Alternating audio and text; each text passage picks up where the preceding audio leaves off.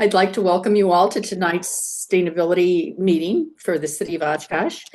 It is February 1st, and I see that we do have quorum tonight. We may have a couple more members joining us. We'll see. First thing on the agenda is to approve the minutes from January 4th. Have you all read the minutes? And would someone like to make a motion to approve? I'll make a motion to approve the January 2021 minutes. Thank you, Bob. Can I have a second? I'll second. Okay, thank you. And all in favor of approving the minutes as written, say aye. Aye. Aye. And you know, if you're on mute, you can hold down your space bar too, I think. Does that work on this platform? I think so. Okay, moving on then. We are delighted tonight to have a couple of guest speakers. We have two people for the MIT student project, and I am going to turn this over to Christoph, who will start us off with that. Wonderful. Thanks a lot, Maggie. Zach, can you share the screen? Wonderful. Just making sure. Can you all see the screen well? Yes. Excellent. Fantastic. Well, good evening. Thanks a lot for allowing us to share some of our results here with you tonight. My name is Christoph Reinhardt. I'm a faculty in building technology at MIT, and together with my colleague Zach Berzola, we would like to present to you some results that we've done for Oshkosh. We call our study the carbon reduction strategies for Oshkosh building stock. Go to the next slide, please. So just some words of introduction. We are from the Department of Architecture at MIT, from the Building Technology program. And within Building Technology, we have about 30 faculty, staff, postdoc students. And we work together on different methods to both improve the resource efficiency of the built environment in general and to make buildings healthier and more efficient. And go to the next slide, please. Within our lab, we for many years have used individual building energy modeling. So that might be a technique that you've heard of, for example, for a LEED certified building. So this is a method where you use a computer to predict for an existing building or a new building to be designed its energy use. And if it's an existing building, you calibrate your model, and then you know you can reproduce how much energy a building is currently using, and then you can do a number of what-if scenarios. So you can say, I would like to add insulation, new windows, weather stripping, ventilation, heat recovery, add a heat pump, photovoltaics, and then we can say with very high degree of fidelity how the energy use and the carbon emissions related to that building are going to change. Now, if you go to the next slide. This method, as you can imagine, does not scale. So this is typically done at larger commercial buildings, not at individual small buildings, such as the building that I just showed you.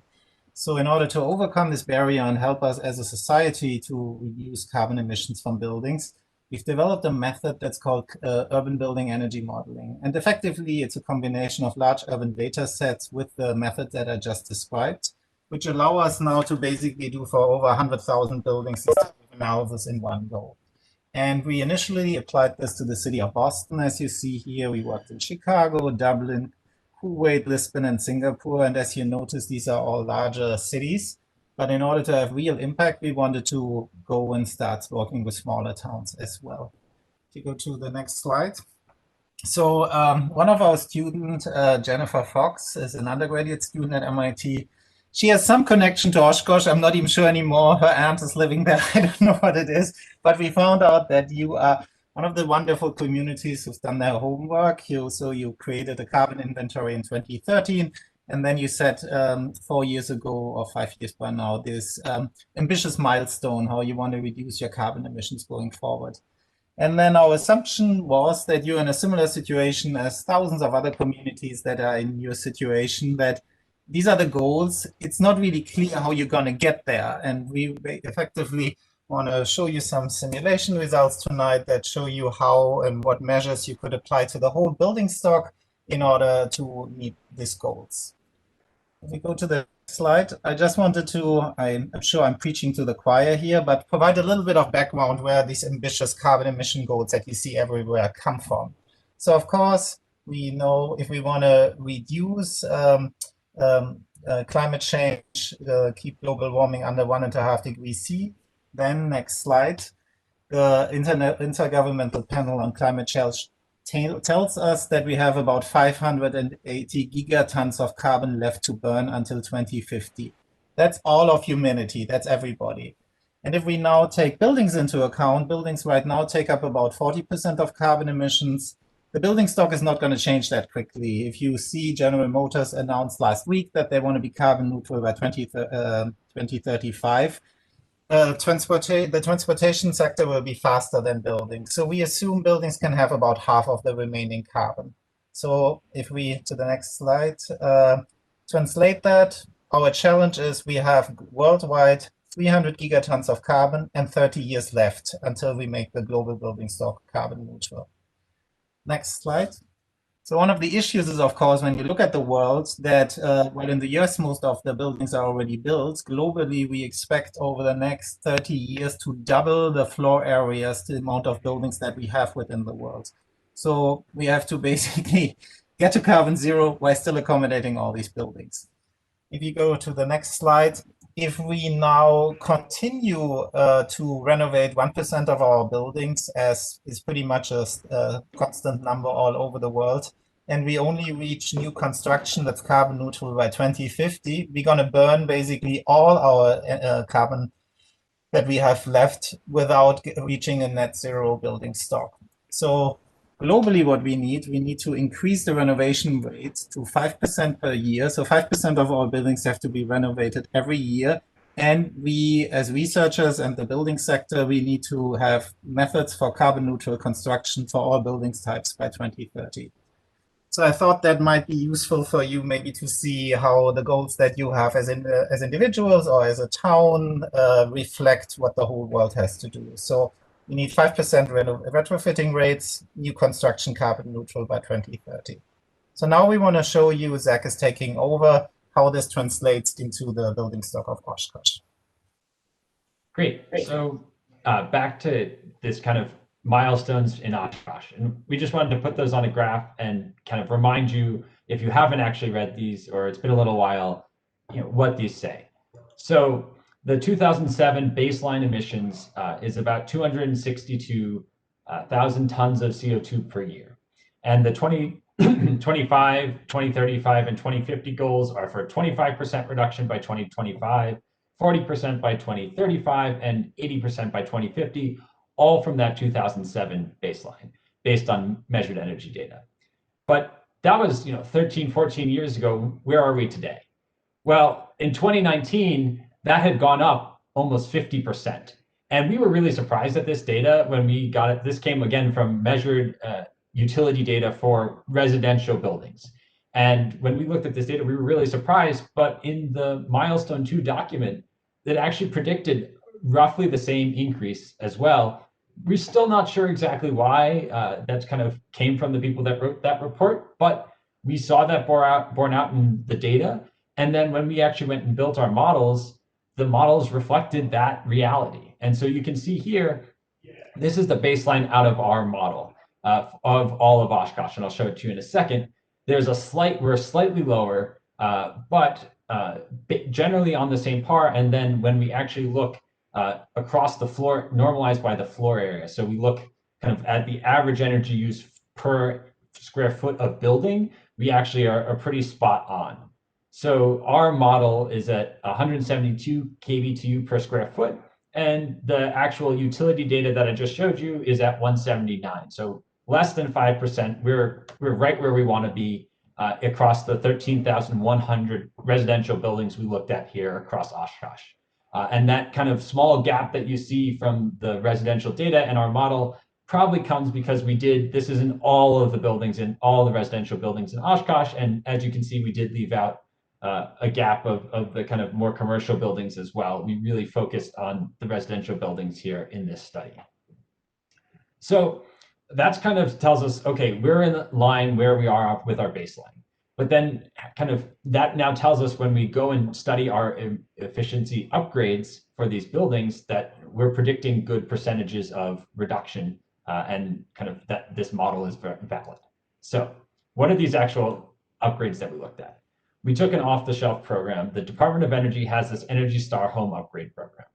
And it's a good program. It covers a few major things, replacing all your light bulbs with LEDs, adding some insulation to the attic, adding some insulation to the walls, and adding a little bit of insulation underneath the first floor if there's a basement.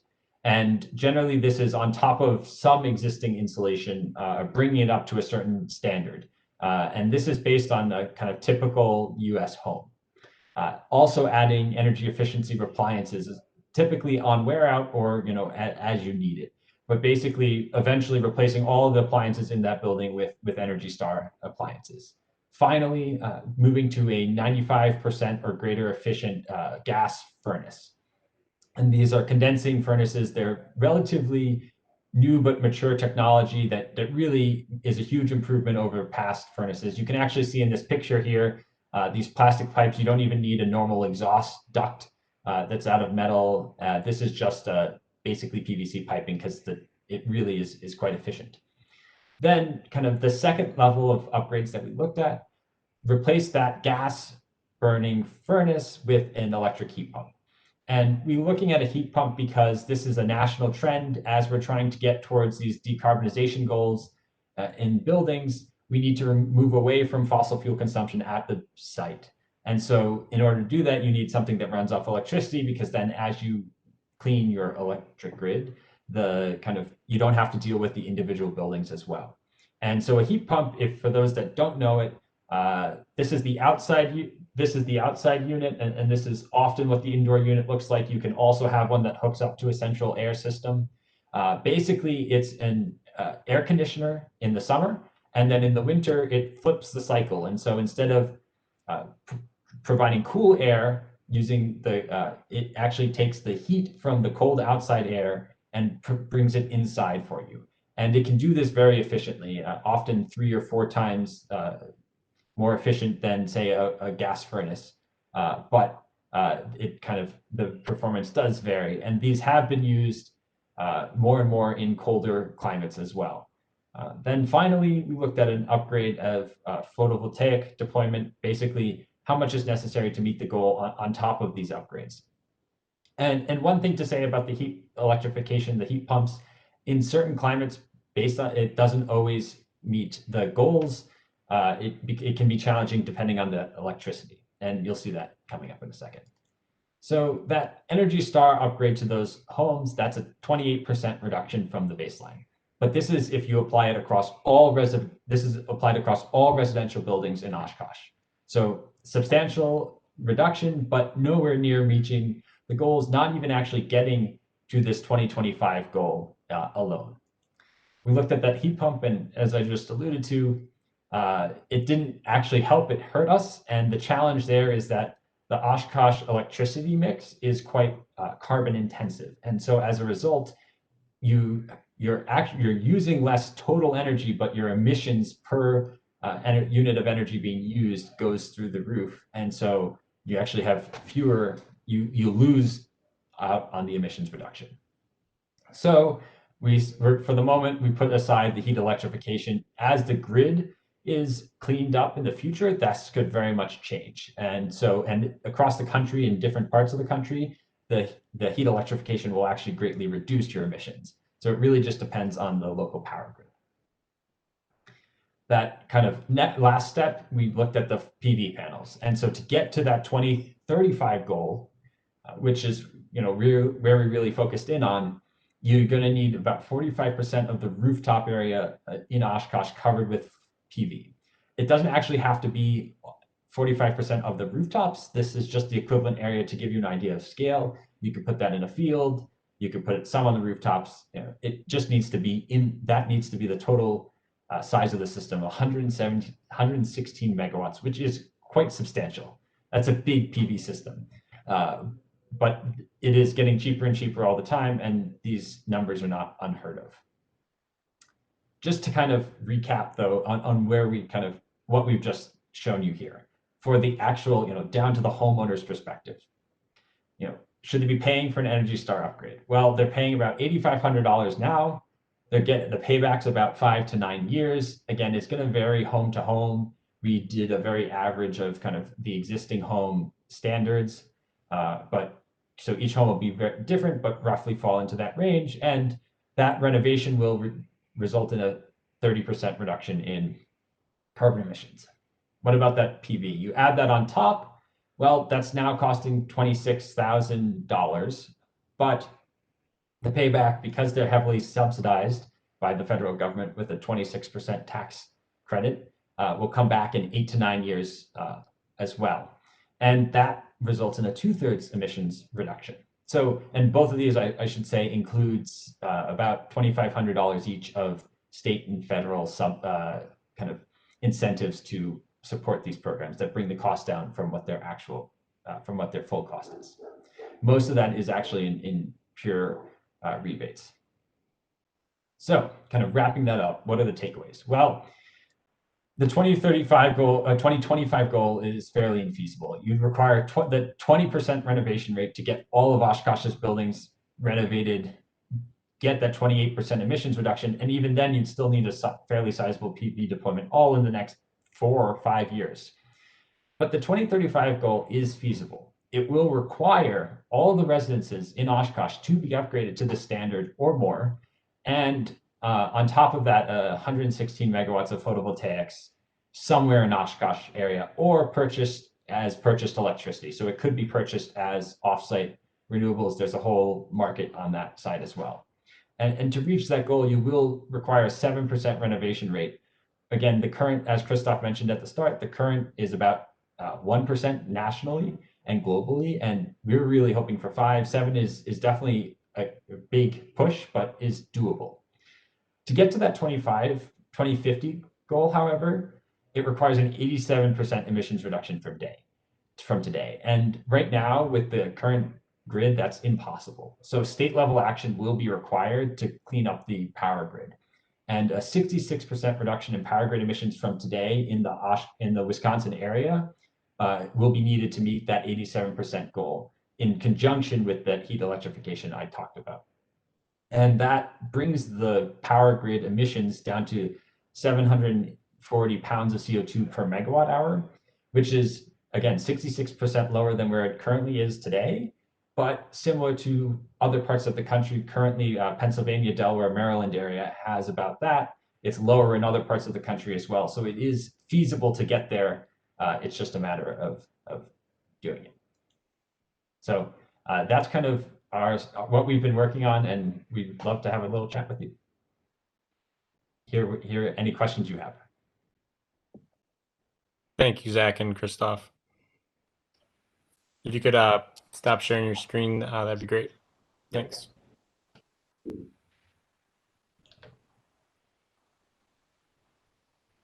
By heat electrification, you're not referring to the heat pumps. You're referring to what, electric heaters? What are you referring to by heat electrification?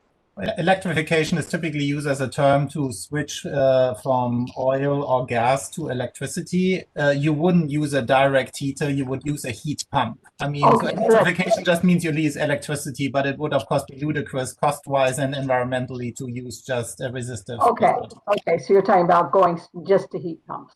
Yeah. Okay, okay.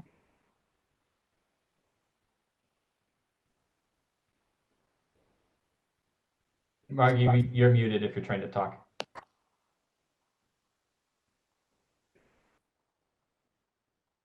You're still muted. Got it. Okay. Brad. Yeah, thanks. That presentation was really interesting. I'm wondering if you have done this work in states that are deregulated. So Wisconsin is a regulated state, and I wonder if you could potentially talk about any differences that you might see in these analyses between regulated and deregulated states. So each state is a little different with that, but I think the biggest challenge is that in a deregulated state, it is much easier for you to elect into that green electricity purchasing. So you could actually choose to buy 100% renewables today in terms of electricity, and the provider would source that for you, probably not locally, but somewhere. Whereas that here, kind of as we talked about it, you're going to need state level action of a renewable portfolio standard for the regulated utility in order for them to actually push towards that renewables. The market is also moving in that direction. It is cheaper now to buy solar and wind than most other power at most times of the year. And in fact, 60+% of the new capacity going in across the country is some form of renewable source. That's kind of the biggest challenge here is it's harder to say, you as a homeowner can go and purchase 100% renewables without putting solar on your roof or without doing a big community solar project. I don't know, Christoph, is there anything to add? Yeah, no, I mean, I would just say that's totally correct. But the question is, what do you want to do? I mean, there's always, and you find a lot of companies doing that, investing basically off their campus, spending a lot of money on buying PV systems somewhere else in the country. I think a group such as yours benefits from doing something very local and basically pushing renovation in buildings as a local action rather than just outsourcing the problem. Because the fact is that won't make your local grid any cleaner. Do you have towns about the size of Oshkosh and kind of the same income levels? How have they gone about implementing this? How have they gone about getting homeowners to, do the insulation? And I don't know. I think LED lights are pretty common, but I don't know in everybody's homes. I just know the homes I get to. But so how do you get them to do this, and how do you deal with landlords versus homeowners? I think a fair amount of our housing stock is rented. I think, at least in the part of town I live in. It's a great problem. So just to say out of the bat, we've never worked with a small town. We've always worked with these very large cities. That this is why Oshkosh is so interesting for us. And when we talked with Brandon, we were brainstorming what would be good ways to get you going there. And we thought a good idea could, for example, be if you take 1 or 2 example buildings next summer and in the town, and with the support from the city, you renovate them and you just show the bills before and after and have people showcase it to the people that they see there's nothing scary and crazy about it and that this will be implemented. In Massachusetts, we have the Massachusetts Clean Energy Center, which is a state-funded agency, which tends to help with connecting homeowners to contractors that do insulation and so forth for you. I don't know what is available in Oshkosh, but that's what we discussed with Brandon, maybe helping you a bit there getting started. And the closest thing in Oshkosh is the Wisconsin Focus on Energy. It's kind of funded by all the utilities. That's the kind of closest partner. They do all the rebates for most of these upgrades. That's the place to start. The other kind of piece that we talked about with Brandon now, I'm forgetting the acronym, but there is money for weatherization, and that might be the program to work through. Advocate. Thank you. There is another option that we heard about last year, if you remember, board, when Kevin came from Citizen Action of Wisconsin and talked about the green homes and financial incentives program. So that would play right into this. He was making the same recommendations to us at the time, and he was offering us a path. We just, nobody took him up on it. So maybe it's time to check in with him and see what Citizen Action of Wisconsin is doing with that right now too. For you guys, it was a program that was partnering with banks to set up a fund so that you could make the renovations up front, and then your energy payback would be how you paid the bank back. Mm-hmm. So it was a great program. It's just that you had to partner with them and do commit to the renovations, and there were a lot of, how much do you still owe in your house and stuff like that. Well, there in the photovoltaic world, where we have done a lot more work, there are these solarized programs are, of course, very efficient, where basically you team up with a larger provider and you say, if we get a certain number of households to buy in at the same time, then the price goes substantially down. And just to give you a sense, we did that on Cape Cod with a mapping technology that our lab developed, and we managed within 3 months to get 10% of this town to buy a photovoltaic systems through solarization and information gathering. So I think the value of what we show you here today, hopefully, at least from what we've seen, is that it's not just a diffuse number that is unreachable. I think it's useful when you at least you know what the steps are that are involved, and that if people see, if they do their share, that you are getting somewhere. I mean, Zach made it clear. This is a heavy lift, right? I mean, this is not easy, but Saving the world is never easy. it's never easy. You wouldn't be sitting here very easy. You would have Brandon do it all by himself, right? Brad, had you had something you wanted to share before? Yeah, I just wanted to say I really liked that idea of showing, taking some renovations and being able to show people, you know, how easy it is to make some of these transitions. I know this is something we've discussed at the university because we've had several folks who work for UWO who have put up solar and have gone to heat pumps and these kinds of things. You know, and just to be able to show people, right, that it's not scary. And that these are things that can be done if you can, you know, figure out the financing. Mm-hmm. Yeah, just for the board, this is Brandon here, and Bob, we'll get to you in just a second. I just want everyone to remember, you know, this is, like they said multiple times, kind of their first stab at a small scale project. I think that the data that they've collected for us is going to be useful going forward in producing, you know, some type of information out to the public, or we can use it, you know, to hopefully you know, broaden the knowledge just for the community in general on what's possible. So I just want to thank you guys again for making us a part of you know, your project. Oh, pleasure. This is great. So, so a couple questions here. When you say renovate, you mean to actually to take out those items that are the most inefficient items and replace them with the heat pumps or the LED lights and such like that. You're not talking, when you said renovate, I thought like the whole house and such, but you're really just talking about those types of amenities, appliances, lights, and furnaces, heat pumps, boilers. Yeah, so as Zach said, I mean, the LEDs, I think we already heard this is already pretty common. When a light bulb goes, you buy an LED, right? And I guess the Energy Star appliances are a similar story. If your dishwasher goes, get an Energy Star appliance, right? That's pretty automated. The furnace, that's of course a bigger decision. Our first upgrade where you just get a high efficiency furnace, that is pretty common nowadays as well. If your furnace is shot after 15, 20 years, right? The insulation, that's maybe the trickiest part. There you can go between blow-in insulation, depending on what kind of siding you have. You take the siding off and you put an extra layer of insulation on top of it. There's a variety of techniques. And there I would say there are synergies there when you repaint your house or something like this. Right? I mean, there's a whole theory around when is the good time to do it. And that insulation is quite key, actually, to meeting these goals. It's a significant portion of that kind of emissions reduction and energy savings.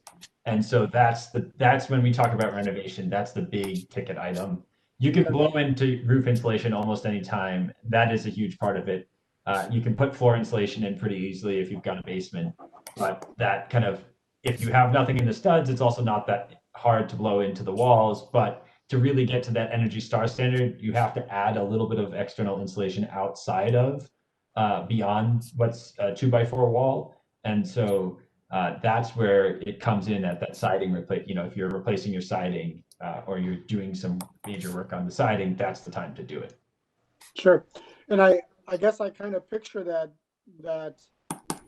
you know, you both of you talked about doing this in bigger cities, this type of study and such. But the correlations between Oshkosh and those bigger cities is our older housing stock, correct? So, and that's no? No. I think the housing stock is not that different as you think. I mean, I live in Cambridge, Massachusetts. My house is 150 years old. I think that is not so as different. And I think experiencing city governments, I think it's often an advantage, believe it or not, to be in a smaller town. I think there the communication paths are a lot shorter. There's less politics involved. Of course, the disadvantage is you might not have a whole office that is concerned with efficiency, but what you do to the buildings is similar. So it's more a matter of how many. We actually had this in our initial presentation, but we didn't want to bore you too much. This would obviously create jobs for Oshkosh, right? So what was the estimate? How many years did we have there? About 70 jobs a year, about 60 over kind of what's currently employed for a 1% renovation rate.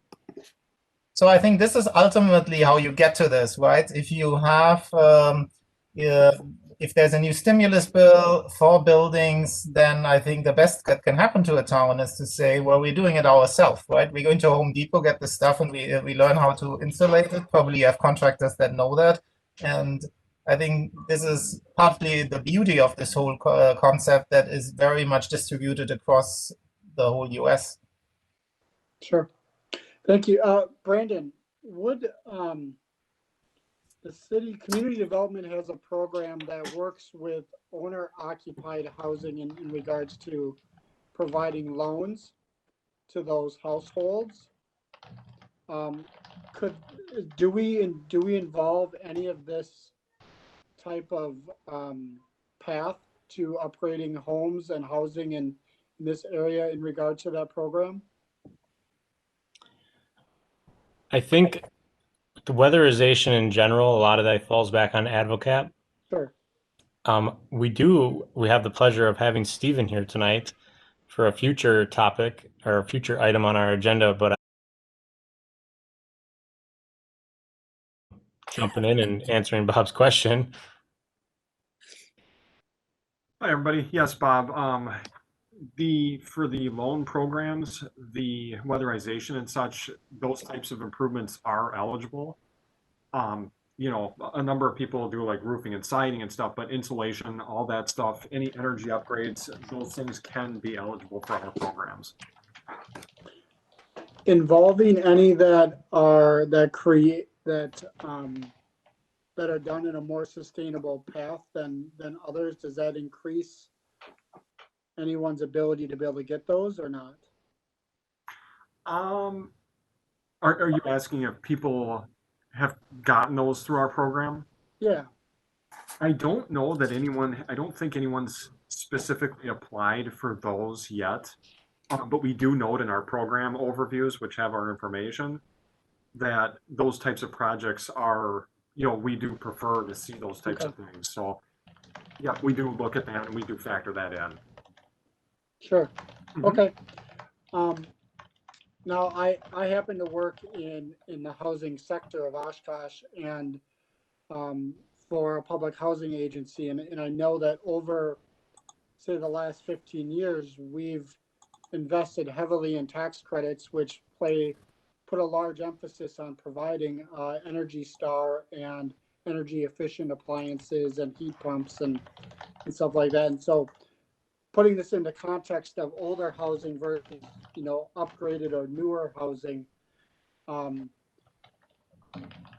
emphasis is really our older stock of housing that we really want to upgrade, because a lot of the developers of the new housing kind of get this. They understand this a little bit more and it's a little bit more affordable to them because they found ways to make it part of their bottom line, correct? So, so I think, you know, our emphasis is, you know, really, I think what you're saying is making sense of emphasizing on our existing housing and building stock to be able to boost this up, because we don't have a lot of like new building going on in our community, but you know, so I just think that's an interesting point to think of, is that when we're building new residential housing in Oshkosh, this type of thinking is already kind of built into that, just in how things are getting funded in order to do that. So and so it's interesting that if we were to take a path with this, is how do we focus on our older stock, knowing that our older stock is a much lower mix of owner occupied and more rental properties.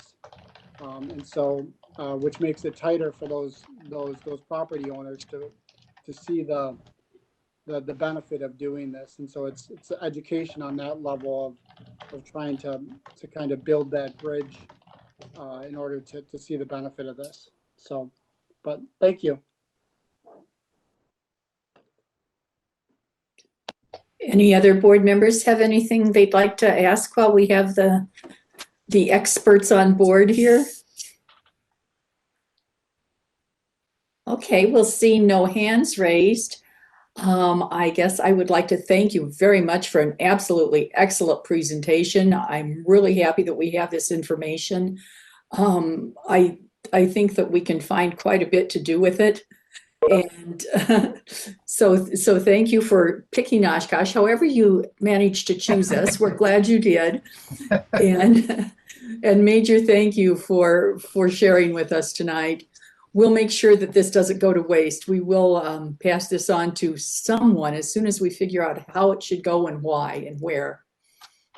Oh, that's fantastic. Our pleasure. It was really great talking to you, and we are looking forward to hearing what you actually do with this. If you have any follow-up questions, we are eager to answer them. Thank you. Thank you so much. Okay, moving on to the agenda a little further then, we will go to our carbon fee and dividend resolution discussion. And you all had in your packet a copy of the resolution. This was from, if you recall, last month when Kate Hancock-Cook came and spoke to us about what the Citizens Climate Lobby is doing. And she is on the call tonight too, if we have any questions about the resolution that we'd like to share with her. But I'm going to just very briefly, I'm not going to read all the whereases and everything, but before we vote on recommending this be adopted by us to be passed on to the council for their adoption, I wanted to just give a real quick overview of it for people who don't have it in front of them. So this would be a resolution urging the United States Congress to enact the Energy Innovation and Carbon Dividend Act. Now, clearly, we can't tell the United States Congress what to do as a local advisory board, but we can ask the council to pass support of this and share that with the U.S. Congress. So this is basically an intergovernmental panel on climate change that issued a special report on the impacts of global warming. The United Nations climate science body said in a monumental climate report that we have only until 2030 to make massive and unprecedented changes into global energy infrastructure to limit global warming to moderate levels. And the US government released a fourth annual climate assessment reporting that the impacts of climate change are already being felt in communities across the country, and that more frequent and intense extreme weather and climate-related events, as well as changes in average climate conditions, are expected to continue to damage infrastructure, ecosystems, and social systems that provide essential benefits to communities. And of course, we've already seen some of this happening.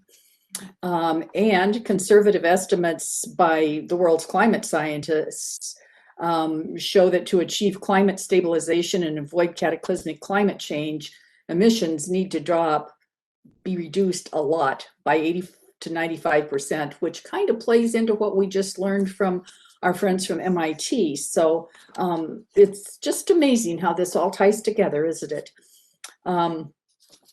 So basically what we are asking is that Congress enact H.R. 763, which is the Energy Innovation and Carbon Dividend Act, to access a national carbon fee on fossil fuels based on the amount of carbon the fuel will emit when burned, and allocate the collected proceeds to all U.S. households in equal per capita shares in the form of a monthly dividend, which basically has been called carbon fee and dividend by the Citizens Climate Lobby for some time.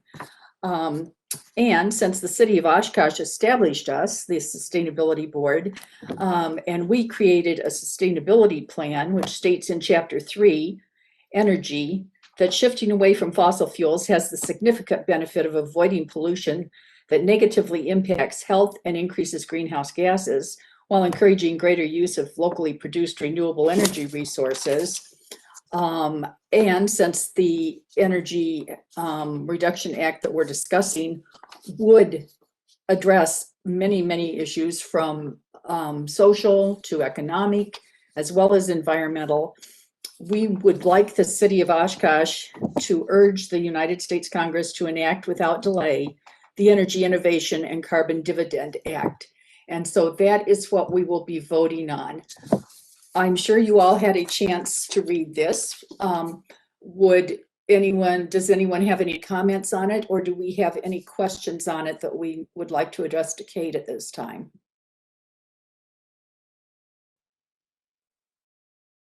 Okay, seeing none, seeing no hands raised, seeing no microphones off, we'll go ahead and call the vote on this as soon as somebody says, they'd like to make that motion.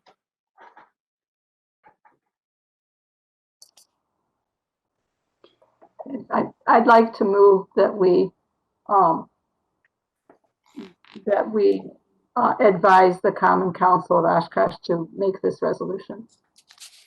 Thank you, Pat. Do we have a second? Second. Thank you.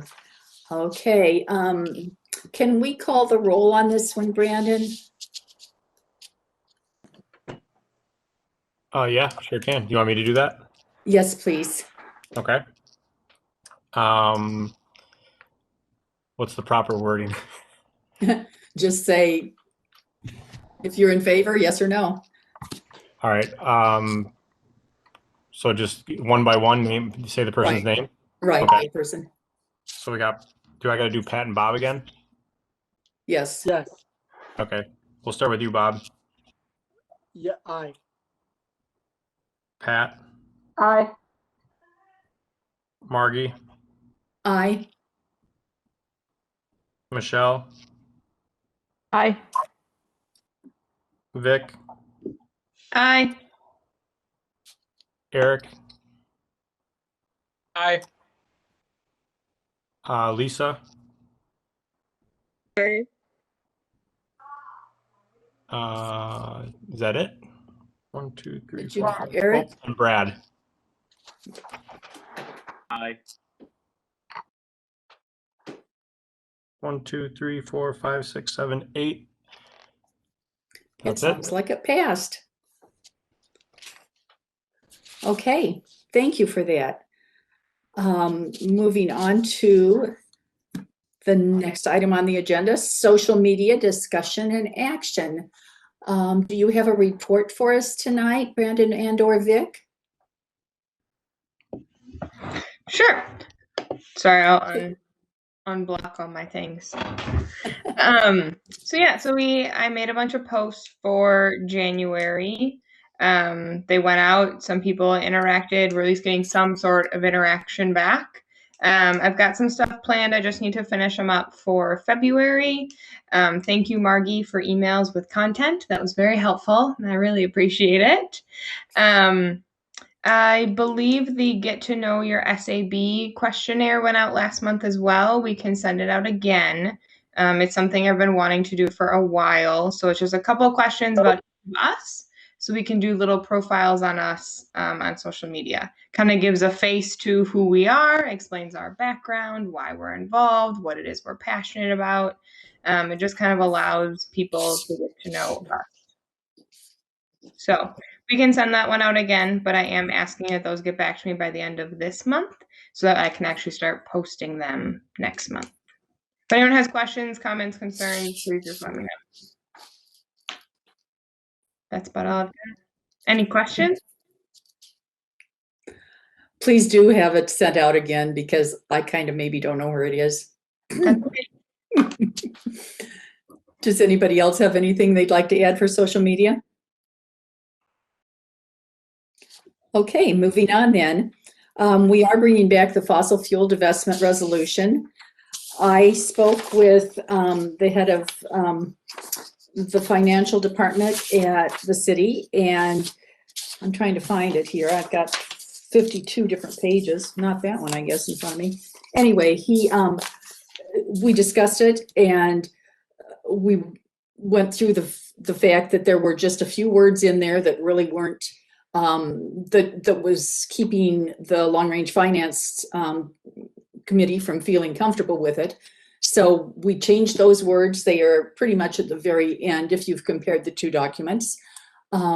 We also removed the paragraph that said recommendation to send this to long range finance because obviously that is no longer needed.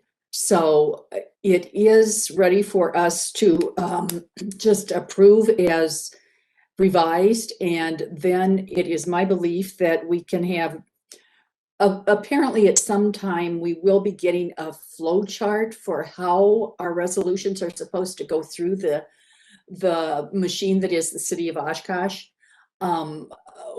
We do not have that yet, but we would like to approve these resolutions, give them to Brandon, who will then take them up the line to his superiors, and hopefully eventually they will come in front of the council.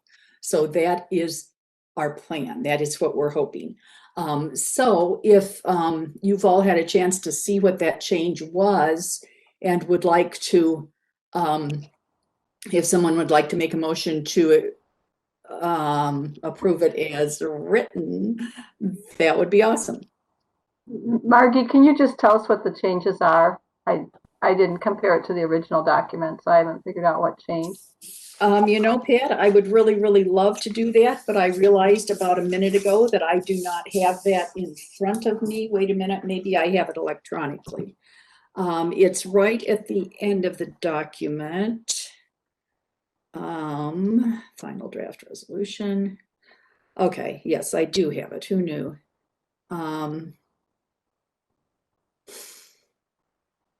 Okay. It is in the therefore be it resolved paragraph at the end, and that is the paragraph that had changed.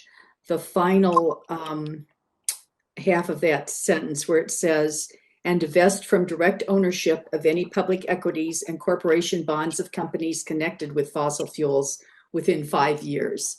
That is the new language. It apparently something about it made enough of a difference to a financial minded person that it was relevant. I can't tell you exactly why it changed the way it did. So was the word that changed, you added direct or I don't have the original in front of me. I only have okay. the current one, but it was that portion of that sentence that changed. What does direct ownership mean? Does that mean it's not part of a fund, or what does that mean? Does anybody know? Frankly, I took this from Mr. Van Gompel, and if he found it acceptable for the city's program, I figured we liked the wording just fine. Okay, I just wondered what it means. I don't know if Brandon or Steve know what that term means, or is. This is Brandon. I think just going off of the council meeting that I watched where they discussed this, it sounds like the city cannot directly invest in any equities or bonds. So I don't know if that helps at all. And Bob, I don't know if you were there at that meeting, if you could elaborate at all a little bit, but it was kind of a long drawn out conversation that was not very clear. Brandon, I actually think you kind of hit it on the head, is that they're basically saying that municipalities can't own bonds that relate to utilities and such like that. And so that was one of the issues, was that by state code, the argument was that what we were asking them to do, they're essentially saying can't happen.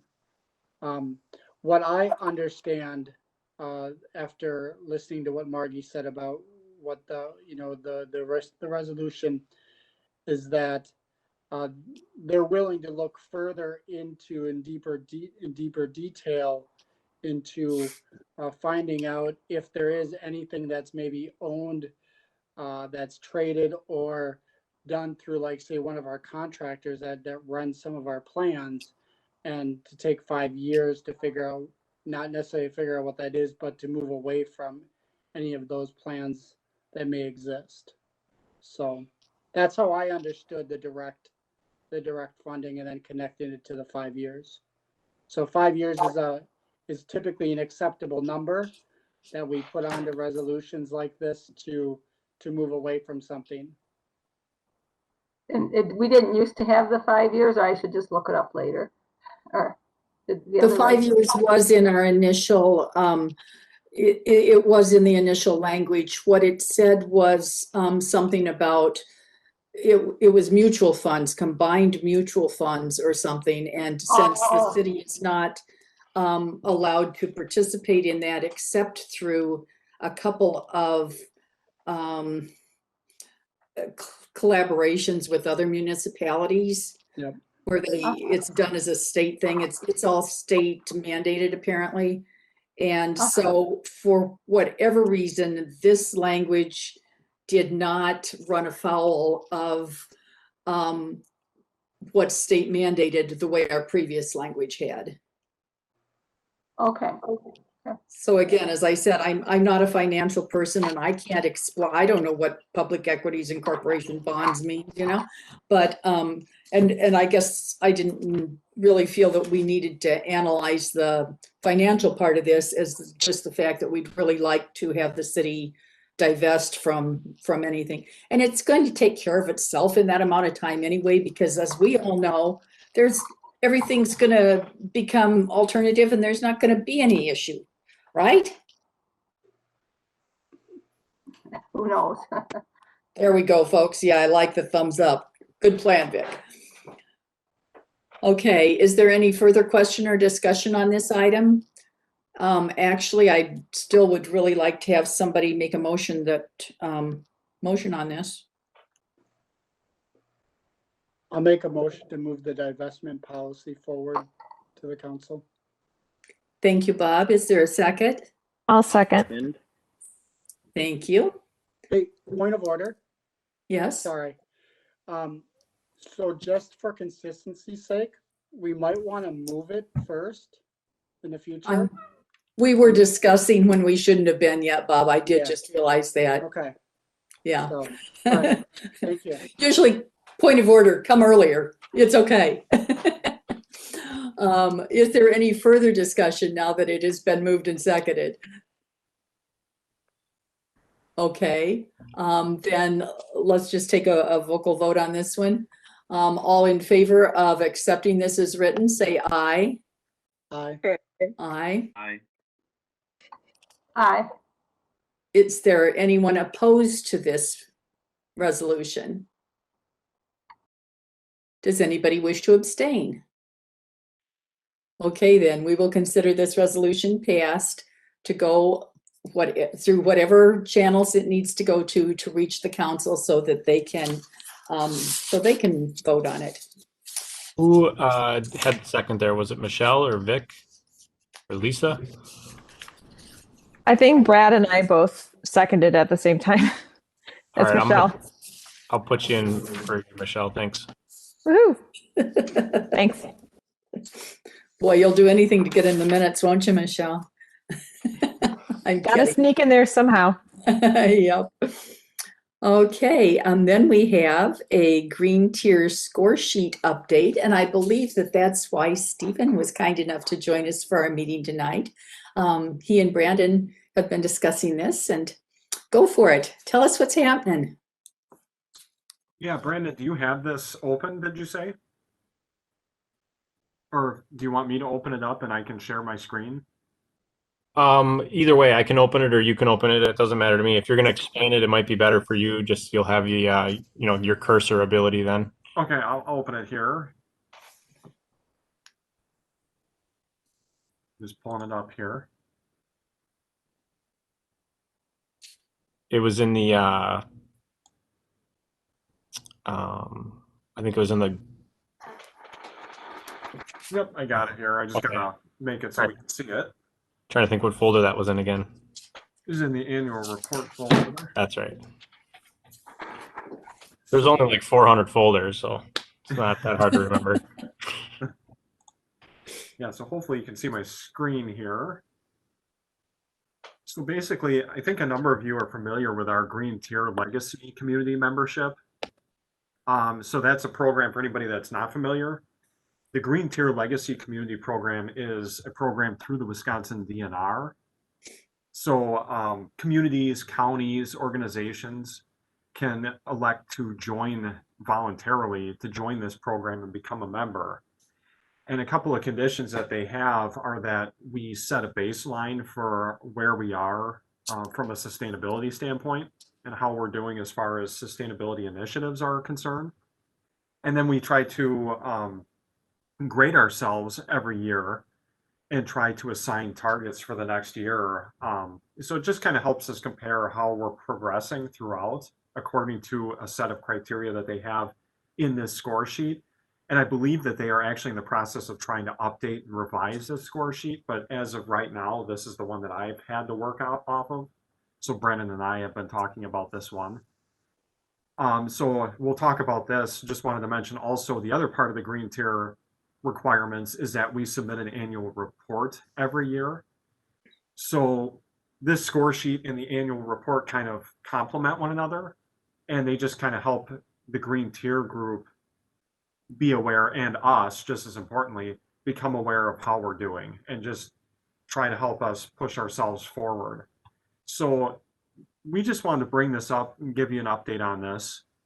I went in, I think, I don't know if it was late last year or middle of last year, and I tried to basically take what we were already doing pretty well and then also assign what I thought would be reasonable targets for this year.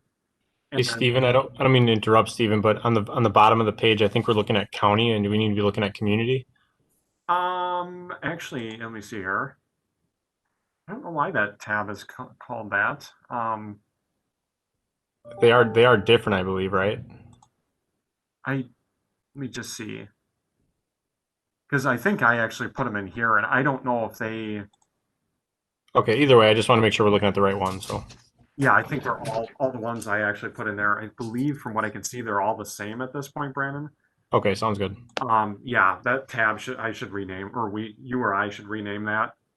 But anyway, you can see, so like they have the transportation category, some of these things we're doing, for things that we're doing that we've done, I gave us full points, for these. For things that we're like, obviously we're not quite there in certain areas, like League of American Bicyclists certification. So there, for example, that might be something, I think we've had some discussion on that, or the Bike and Ped Committee might have had some. But you can see how like there's zeros in there for things that we're not doing, and that I didn't commit us to anything on this, obviously, for some of these. But if the board wants to weigh in, if there's things that and I don't know that any of you have it in front of you other than on this screen. So we'll want to, Brandon, I think between you and me, we can get the board this score sheet so that they can see it, even after this meeting, or, in the next week or something. Yep. But yeah, there's some things that obviously we can work on. There's some things that I gave partial credit to if we're we're doing things that are headed in the right direction. It's not like we're doing nothing in some categories. Like electric vehicles. I know we had the discussion about EVs and really looking at those for the fleets. You can see you can get up to 10 points just for getting to that point, if you have, I believe, 5% of the fleet as EVs. So that's potentially a reasonable goal here over the next few years to look at. This is an example here, the idling thing. So a number of you that have been on the board for a while, we had that idling discussion, and it started out with the students at UW Oshkosh. And at first they were looking at an idling ban. And then, we looked at that with the rest of the departments, and they decided that that was probably not as realistic to do an actual ordinance banning idling and enforcing that. But we did send out the letter that Vic worked on. Margie, I think you helped with this too, that we sent out in conjunction with the school district. So you can see I put partial points in there for that because it's not like we've banned it like they're saying, but we have made progress. So didn't want to completely forget about that. Some of these things like in infill development, we're already doing all of these three things, for example. Zoning wise, there are some things that we could probably do, but we have done a few of these things. So you can just kind of see here, tree canopies, vegetation. There's some things that we're doing really well.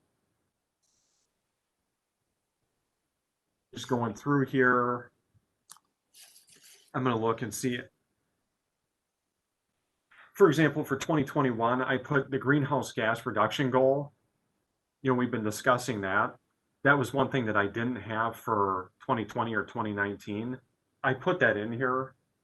And I mentioned, the MIT project that actually they just presented on, how we were in preliminary discussions back when I did the score sheet update. So that may be something that perhaps maybe we can get some points for. Community-wide energy use, for example, like the residential energy conservation ordinance. That was one of the student projects that came up. I think that originated from this score sheet, actually. You can see, there's no points for it at this point, at this time now, I should say. But that was another thing that, it was something that we discussed. I know our inspection staff brought up some concerns with the enforceability of that.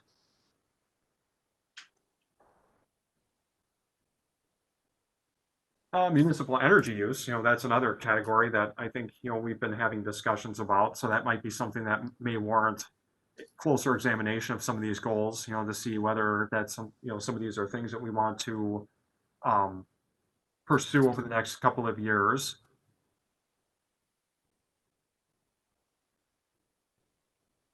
Water conservation, just going down here.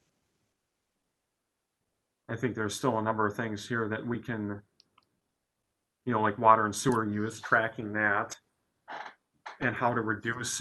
That's something, for example, we can touch base with Public Works on. Maybe we, maybe something we're already doing or heading towards.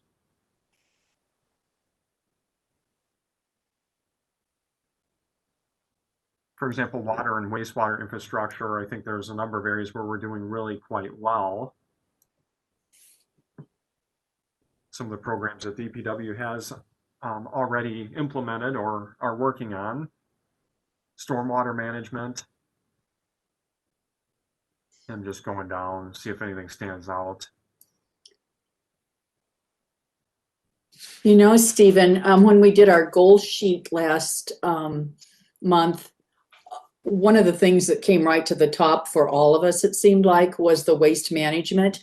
And so having this in front of us as we're kind of planning how some of the things we want to do with that may help spark some ideas or interests that we hadn't realized, before. So I think that as I recall, 2-3 years ago when we started this and shared it with the university, and you and I were looking at it fairly regularly then, we did use this kind of as a starter for some of our goals, as I recall. Does that sound right to you? Oh, absolutely. I think that one semester that the students did like the 4 projects, the one was the idling ban. I think the other was the residential energy conservation ordinance. For example, those came right out of this. I think Professor Feltman actually looked at this with us, or with me at least. Yes, he had, and he took a copy of it with him, and I think he's still using it, frankly. Yeah. And you can see, speaking of waste management, for example, there's a bunch of goals in here, and there's some that we're doing, and then there's some that we perhaps may be able to get some points on and start to work on implementing. So yeah, some of these here might actually tie in with that waste management stuff that you were just discussing, Margie. Well, and it's always more fun if we're going to get points for doing it, right? Yep. And then, obviously then we can update our annual report every year. And, that's another thing that we can put in there. Well, if you guys can share that with all of us so that we have a copy, that we can refer to, Yeah. That would be awesome because it may very well give us some direction for some of the goals that we had called out last month. Just so everybody here knows, the goals, the board goals that we decided on last month will be shared tomorrow at the Plan Commission, just so that they're aware of what direction we're taking for some things, what our interests are. And the fact that we have these goals doesn't restrict us to just working on this. It just gives us a focus for some things. And I just realized that I probably shouldn't say that yet because that's the next thing on the agenda and we're not there yet. I'm sorry, Stephen. Anything else? No, it's fine. Yeah, like I said, we'll tweak this. You know, I think it is the same for county and city. I don't know why I have the county tab in use here, but anyway, just wanted to remind everybody that this is still something that staff keeps up to date on. And, you know, if when we send this out, if anybody thinks that something should be added, or if you're aware of efforts that are being made and things being implemented that we don't have marked off, maybe let us know, because then we can update this. But yeah, that's kind of where that's at. Just wanted to give you an update on it, and we'll share it with you in the next week or so. Great. Thank you so much. And thank you for coming to our meeting. Aren't we fun? Don't you miss us? Yeah, it's different not being the staff person now, but Well, we like Brandon too, so it worked out okay. yeah. He's just extra busy with landmarks now. So Yes. all right, thanks a Well, lot, Stephen. Yeah, no problem. There's never any shortage of work, is there? Nope. Okay, well then, did anybody have any comments immediately on the green tier spreadsheet, or do you want to wait until we receive our copies and we'll put it back on for next month to look at? Okay, seeing no hands or microphones off, I am going to move on to the goals discussion. I hope all had an opportunity to look at the updated goal sheet that Stephen and I had gone over. I guess what Stephen, I'm sorry, I'm saying Stephen, I mean Brandon. See, right away, I get you guys mixed up because I can't see your faces. Anyway, I think we got everything on there that had been discussed last month. If you look at this and see anything that you feel we missed, if there's anything on here that your name is attached to that was in error, that you really didn't want to do that, or if anything on here that you would like to have your name attached to and I missed that, well, please let us know because we would be more than happy to update that. Other than that, is there any discussion? Hey, I just noticed we got one thing off of here right away tonight. Did you see under government action number 8? Resolution HR 73. We had Pat as the responsible individual. Good work, Pat. We're done. What? Okay, I just looked at that and now I don't have it on my screen anymore. You have HR what? What are the numbers? Was it 73? That's what we have on here. Yeah, why? It's Energy Innovation. The bill number is going to change anyway. I think it's like 763 or 753. Now it's 3 digits. But why don't we just call it Energy Innovation Act? It doesn't matter. We just got it taken care of tonight anyway. So. Well, anyway, if somebody historically goes looking for it, they won't find it. If you could call it Energy Innovation and Carbon Dividend Act. Okay, we can change it to that. Yeah. Innovation. And the bill number is going to change anyway when it gets reintroduced in the Congress this year. Yeah, probably every Congress it'll change, huh? We'll hope not. We'll hope it'll pass sooner than that. Okay, was anything else anyone saw on here that you'd like to direct our attention to?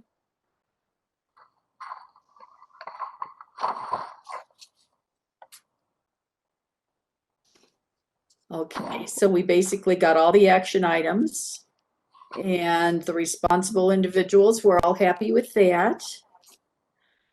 Are there any of these you would like to work on in the next month? One way, because we can't have a walking quorum, we can't have like 3 or 4 of us working on something outside of a meeting, unless we call a subcommittee meeting, which can be done, and it just has to be noticed then. If anyone would like to get together to work on any of these goals, you know, two or more of the, well, 2 is okay, 3 or more of the responsible individuals, then you just need to let Brandon know, and we can set that up as a subcommittee meeting so that we can move some of this stuff forward. I just wanted to be sure that everybody understood that. I know that we do have a couple of newer members that I don't believe you even got a one of your rules and regulations for how to be on a board yet. It's a little pamphlet that explains things like walking quorums. I can help you understand that should the need arise, but if you would like to meet, you do have to go through Brandon for that. Okay, anything else on that? See nothing. Margie, can you hear me? Yes, I can. Who are you? Oh, there you are. Bob. Hi, Bob. Just looking at in the government action of the number 7. Mm-hmm. And it's a pretty big kind of group of people. It's 4 people.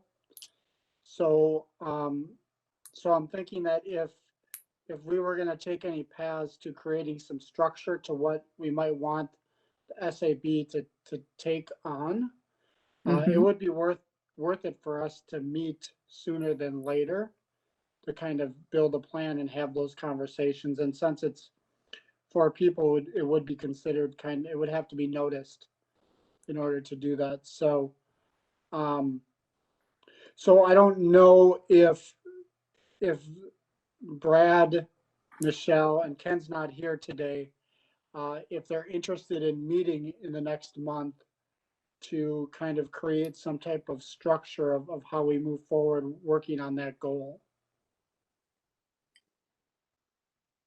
Looks like Michelle and Brad are here. So I guess Michelle and Brad, do you guys want to attempt to meet sometime before the next meeting to kind of talk about that goal more? We can do it over a WebEx meeting. It could be. I mean, I can let you know that'll just sort of on a university, you know, in my official capacity, we do have some students that are going to be working on this and kind of reaching out to local businesses about composting and that sort of thing. So I think it kind of addresses some stuff that might be kind of in the works already anyway, but I'm happy to meet, you know, as SAB members to talk about what our role can be. Brad, would those be capstone students or would that be some other program? This is through the College of Business. Okay, thank you. I guess I would suggest that we ask Brandon to send an email to the 4 of you and so that we're sure Ken's included on here and try to find a time that would be good for a meeting. I don't know, Brandon, would they have to meet on WebEx or could they meet on Zoom? Yeah, I can look into it. I'm not familiar with what the rules are with the subcommittee. I don't know is it something I have to monitor? I don't know if that's part of it or if it's all on its own. If it's on its own, I would assume they could meet however they want. Okay. Historically, no, you do not have to meet with them. They can just bring back whatever they've worked on and come up with to the next meeting. So I guess then if one of you would like to become the pseudo chair of a subcommittee for that and take the responsibility for putting together a meeting, you could do that. I brought it up, so I'll take the lead at least for now on it. So thank you, Bob. We'll let you work with the other 3 then and just bring back whatever you do. Just remember that no matter what kind of meeting you set up, you'll know that it has to be noticed. correct. Your brand. Okay. Okay. Could I say something quick? I'm sorry. It's kind of related. Yeah, absolutely.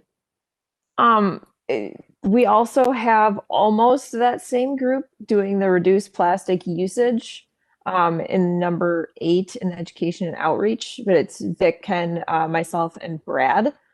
And they're not the same, but they're kind of related. So I don't know if, we also want to, have a meeting about that within the next couple of months just to get the ball rolling on that too.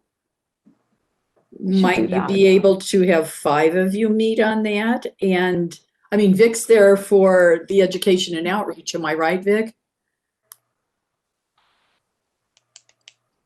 Are you still with us, Vic? I know you're there. Yeah, I'm here. Okay. She was Yeah. nodding.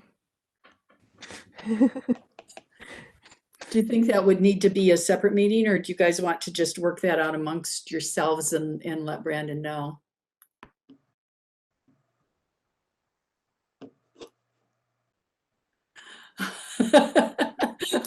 Okay, I'm not liking this mute button. If I can see all your faces at once, I can make you answer. Bob, why don't you include Vic in any contact you make, and then you can work that out however it I can might do that. end up. Okay, I'll facilitate for both at this point. We'll get it thank going. you. We appreciate it. Thanks, Bob. Okay, is there anything else under goals and discussion from? All right, then let's move on to agenda items for future meeting. One thing that I know we need to discuss next month is ordinance. So we'll put that on. Michelle, will we be having any kind of a report from Menominee yet, or is it too early? It's kind of wintry. It is. I think we won't be doing anything till April anyway. So I'd like to have it fresh in everybody's minds at that point. So April meeting, yes. I do have another agenda item for March possibly though. I attended the SaltWise presentations about using salt in winter. Although, in March, we're going to have maybe a couple of months. Who are we kidding? 2 to 4 months left of winter. So, maybe we can start talking about use for next year, different things like that. But I can just kind of share what I learned from those presentations. Oh, fantastic. Quickly. Okay. See, you're moving us down all kinds of paths already. Way to go. Michelle, what would you like that to be titled as an item? Just salt usage? Yeah, sure. Or like city salt usage? Why don't you let me know? Send me an email when you think of a good topic title. Sounds good. All right, and then I do, as an update, I can give you guys a little bit on the duck ordinance. I did do some research and I sent what I found out to the kind of powers that be. Have you had any kind of response yet? No. So there's that. But beyond that, I can kind of just give you an update on what I found and kind of what other communities are doing. The health inspector for the county doesn't have an issue with ducks being inside the home during the incubation period. So that was good news in my opinion. Other communities that are similar to us, La Crosse, their ordinance allows up to 5 chickens. Eau Claire allows 5 chickens or quail, and Appleton allows 6 chickens. None of their ordinances mentioned ducks being allowed in the home.